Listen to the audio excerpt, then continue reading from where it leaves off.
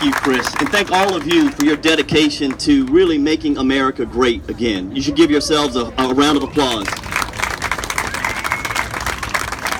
I live in the Washington, D.C. area, and I consider it a privilege to be able to come down here to your fine state of North Carolina and Charlotte, really to do the hard work. We've done the heavy lifting with the Frederick Douglass Foundation over the last 10 years by getting out into communities that typically do not see that they are a part of the Republican Party, but through our work and through our effort over the last few years, we've distributed over 2 million voter guides, particularly into the faith-based community, to help get President Trump and other people elected, and we have done a great job, but it's come through partnerships with people just like yourself.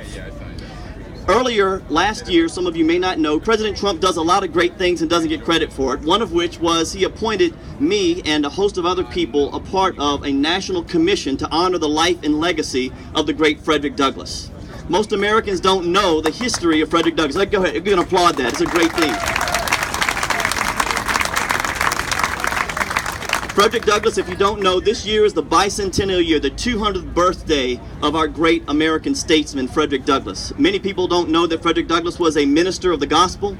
They don't know that he was also a great entrepreneur. And most of America doesn't know, and I'll quote him by saying, "I am a dyed-in-the-wool Republican and would never be a part of any other party except the party of liberty and progress." That's Frederick Douglass. But as a person of faith, Frederick Douglass also said this. He says, "I have one great political idea. The best expression of it," he says, you can find it in the Bible. He says, "It in substance, righteousness exalts a nation. Sin is a reproach to any people." He says, "That's the whole of my politics, the positive and the negative of my politics."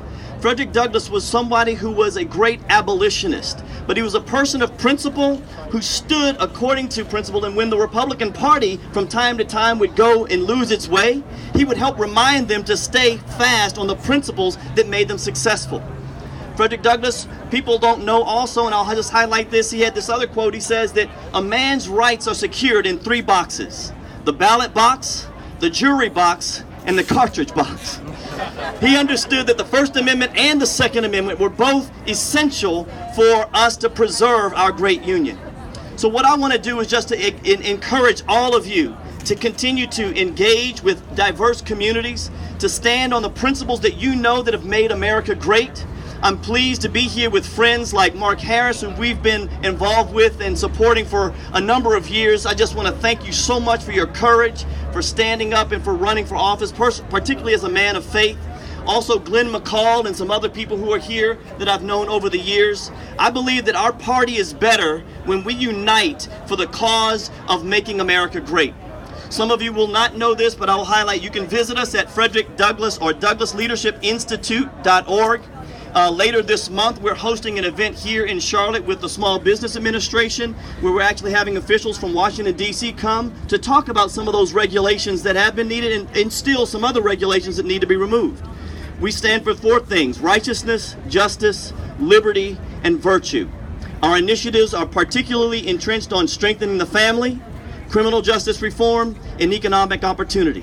If you are more interested in the Frederick Douglass Foundation or the Douglass Leadership Institute, you can see me afterwards. Visit us on our website, or Clarence Henderson, who some of you may know is a great icon in North Carolina. A man who back during the 60s actually stood and helped to integrate this state and stood according to his principles. So you can see me or Clarence before the day is gone. God bless you for all of your hard work, and let's make America great again. Thank you.